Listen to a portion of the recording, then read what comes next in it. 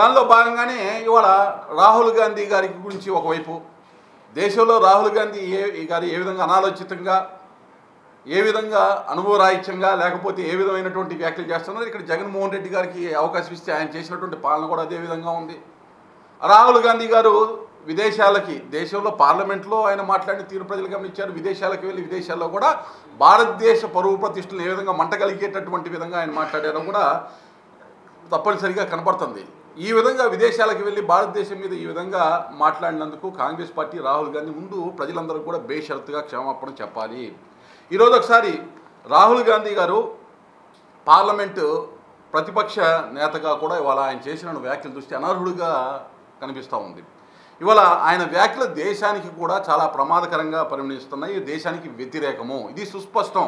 ఎందుకంటే టీవీ మాధ్యమాల్లో వార్తా ప్రసార మాధ్యమాల్లో స్పష్టంగా చూసాం ఆయన అమెరికాలో ఏ విధంగా ఏమేమి మాట్లాడాడు అనేటటువంటి దాన్ని.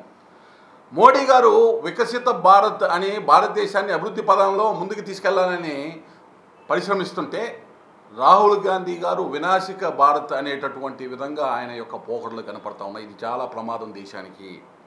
రాహుల్ గాంధీ తాను చేసేటటువంటి వ్యాఖ్యల్ని ఒకసారి కనుక గమనించినట్లయితే ఆయనే నవ్వులపాలు అవుతూ ఉన్నాడు. తన రాజకీయ అపరిపక్వతతోటి భారతదేశ ప్రగతికి శిరోభారంగా ఇవాళ రాహుల్ గాంధీ గారు మారారు అని చెప్పక తప్పని పరిస్థితి కనపడతా ఉంది.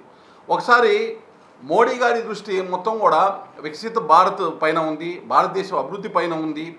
అలాగే రాహుల్ గాంధీ గారి గురించి ఆలోచించేటటువంటి సమయం మోడీ గారికి కానీ అమిత్ షా గారికి కానీ లేరు. వారి సమయాన్ని వారు వృధా చేసుకోరనేటటువంటి అంశాన్ని కూడా కాంగ్రెస్ పార్టీ నాయకులు తెలుసుకోవాలని తెలియజేస్తూ ఉన్నాం.